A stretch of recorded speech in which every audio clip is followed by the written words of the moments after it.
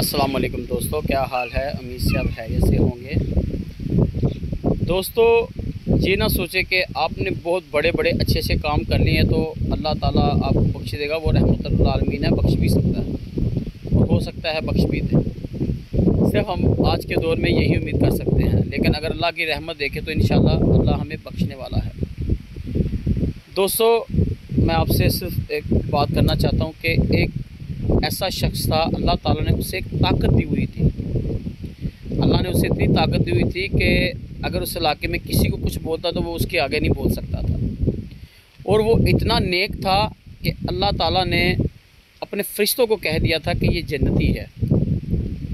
تو ایک دن وہ فوت ہو گیا، تو جب فوت ہوا تو اللہ تعالیٰ نے فرشتوں کو بولا کہ جاؤ اسے نا جہنم میں پھینک دو۔ فرشتوں نے بولا یا اللہ ہم نے اس کی نیکیاں لکھی ہیں، آج تک کوئی گناہ نہیں لکھا، تو آپ نے بھی کہا تھا کہ یہ جنتی ہے۔ اس نے بولا میں نے کہا ضرور تھا، اس وقت یہ جنتی تھا، لیکن اب یہ دوزخی کیوں ہوا؟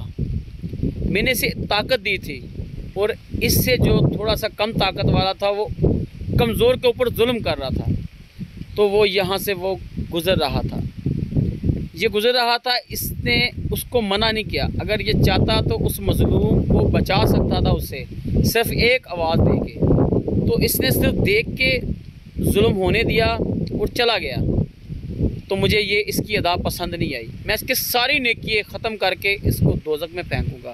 کیوں؟ جب میں نے اس کو طاقت دیا تو اس کو چاہیے تھا کہ مظلوم سے یکجہتی کرتا، محبت کرتا، اسے بچا لیتا اور آواز ہی مار دیتا تو وہ بچ سکتا تھا، لیکن اس نے ایسا نہیں کیا، دیکھ کے وہ پھیر کے چلا گیا۔ اس کا یہ عمل مجھے پسند نہیں ہے۔ دوستوں ہم بہت یہ سوچتے ہیں، اسی غرور میں رہتے ہیں کہ پتہ نہیں ہم نے یہ کر دیا وہ کر دیا، اللہ نے ہمیں یہاں بخش دینا وہاں بخش دینا۔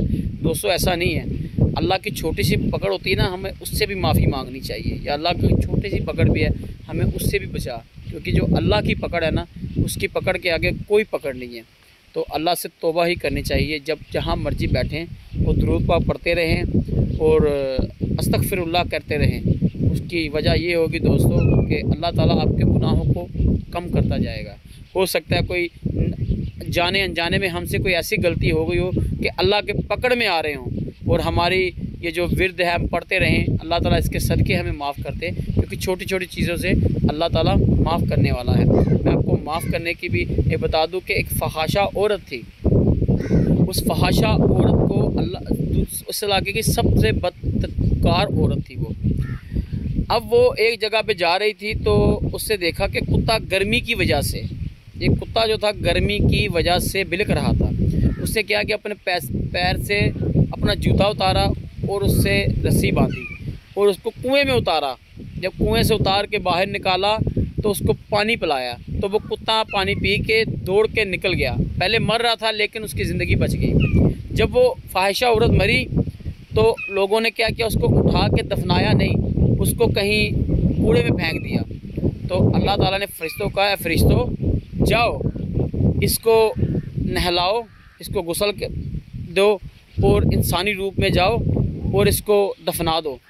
تو آپ فرشتوں نے فرمایا کہ یا اللہ یہ تو وہی فحاشہ عورت ہے کہ آج تک ہم نے اس کی نیکی نہیں لکھی، اس کی نیکی ہے ہی نہیں۔ تو اللہ تعالیٰ نے فرمایا کہ اے فرشتوں کیا تم نے نہیں دیکھا، اس نے جو میری بنائی ہوئی مخلوق کتا تھا اس کو پانی پلا کے اس کی جان بخشش کی ہے، تو مجھے وہ ادا پسند آ کے میں نے اس کو بخش دیا ہے، اب یہ جنت میں جائے گی۔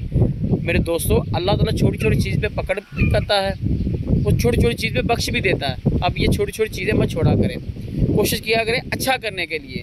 باقی اگر ہو جائے کوئی برا تو اللہ تعالیٰ بخشنے والا بھی ہو، وہ نیت تو آپ کی ہوگی، نیت کی مراد ہے اللہ تعالیٰ دیتا ہے۔ تو میری دعا ہے آپ کو اور مجھے اللہ تعالیٰ یہ چھوٹی چھوٹی چیزیں سے بچائے، اور جو نیکی کی چیزیں ہیں وہ کرنے کی توفیق عطا فرمائے۔